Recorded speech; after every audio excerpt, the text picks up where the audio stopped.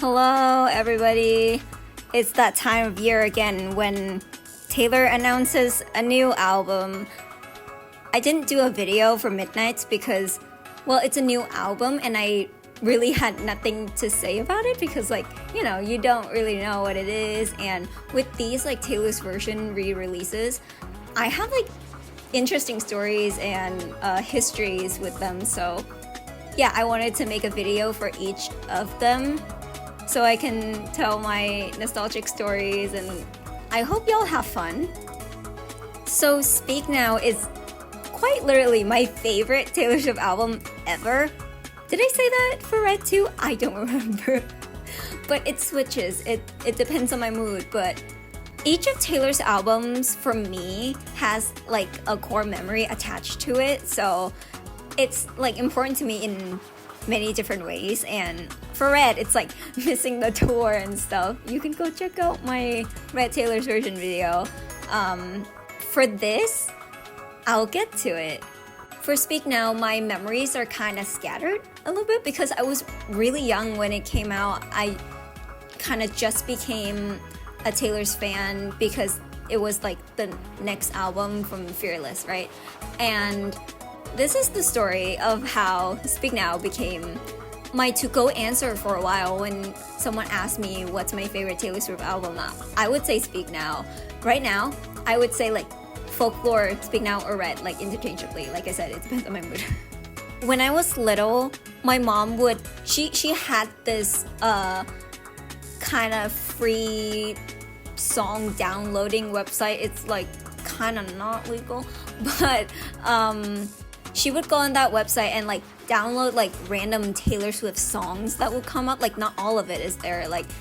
You would get lucky if you get a whole album, but they're really random songs.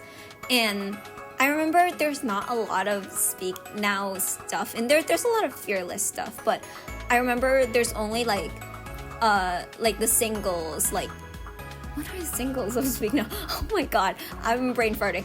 Speak Now, Back to December, and stuff like that. You get it.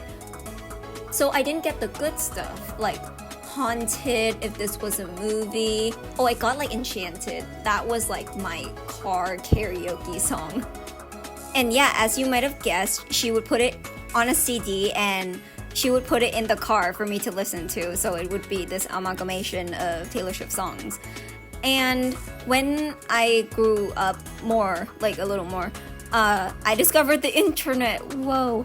And I went back to listen to all of her discography, and I discovered that I miss so much of Speak Now, and I fell in love with every single song that came across my ears. Mine, can you believe Straight Me? Love Mine so much. She still thinks she's straight. I don't understand me either. Haunted is still my alarm to this day. If This Was a Movie was my entire personality for an entire year.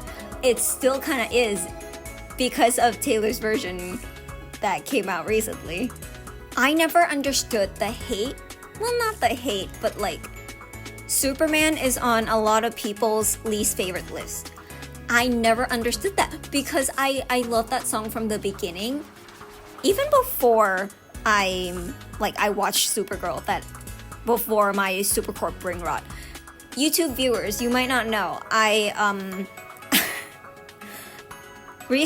not really recently, I haven't talked to you guys in a while, but I watched Supergirl and now it's my entire personality. I don't apologize for it.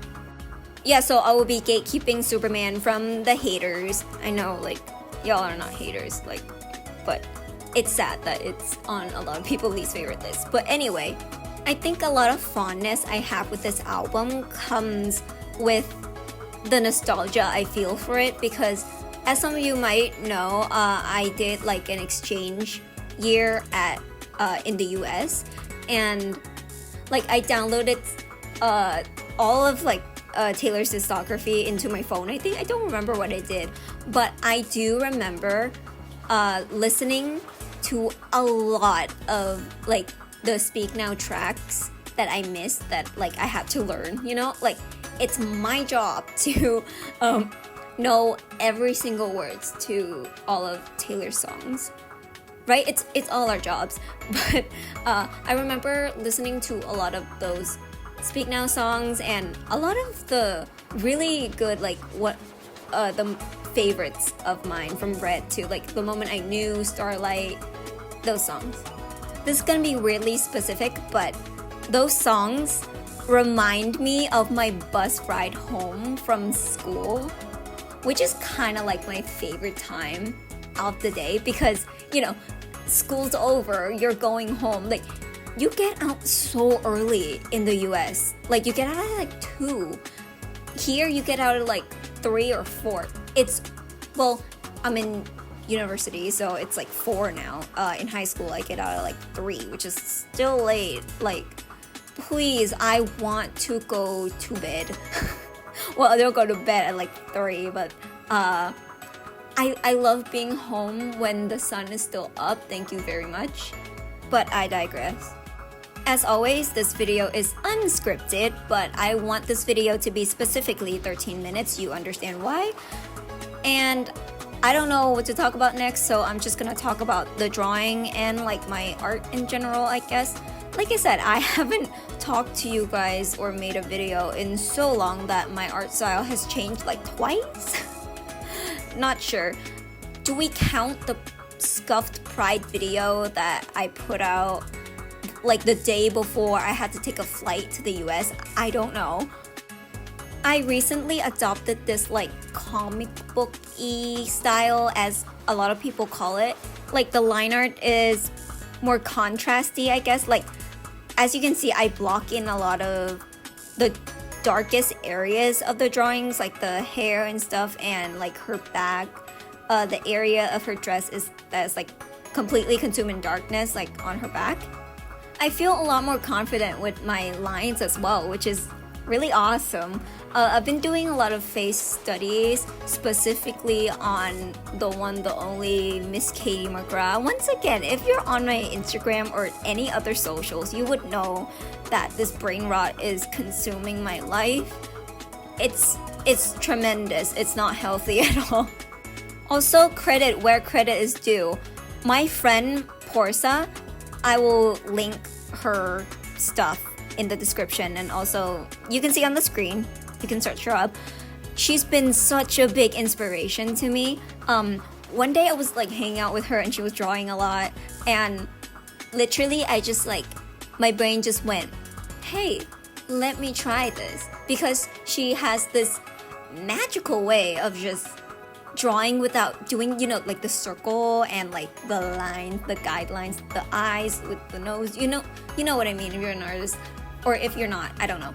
But yeah, she is magic. She is a unicorn, and I don't know how she does it, and she's so fucking talented. Please go check her out. But basically, her art just rewired my brain, and like watching her draw just tickled my brain the correct way, and now I'm here. I'm still figuring out coloring in this style, so bear with me. But right now, currently, I'm settling with this like painterly kind of thing, where it looks kind of sketchy, but I don't know, I just like sketchy art that's like kind of rough and it's like imperfect, because I had this trouble for a long time. I know like a lot of you guys do this too, but like we're perfectionists and every line has to be perfect, it has to close so like you can use a paint bucket tool and blah blah blah. It actually made your art so stiff. Like my old art, to my eyes now, they look so stiff sometimes, and it just, I can't with them. So I'm using this kind of brush in Photoshop terms with the pressure opacity turned on, but I don't know what setting that is in Procreate. I suck at like modifying or making brushes in Procreate. Please do not ask me, I'm so sorry. But yeah, I would just lay on this kind of light layer first and then go in with different colors, or maybe the same color to make them brighter or darker or whatever. You can see in the video, I think you could tell what I'm doing at, I'm not sure, but yeah. I think I should end the voiceover here because I want to finish this video and go to sleep. You don't come here for quality video. Be honest, you don't. You come here for scuff content and I'm here to provide. Like, imagine if I actually make this, like, make YouTube my entire job. Like, my manager would quit. Yep, time for me to stop talking and let you enjoy the rest of this speak paint. Hope you do. And I'll see you when 1989 Taylor version comes out or is announced. Hopefully soon. Thank you. Bye.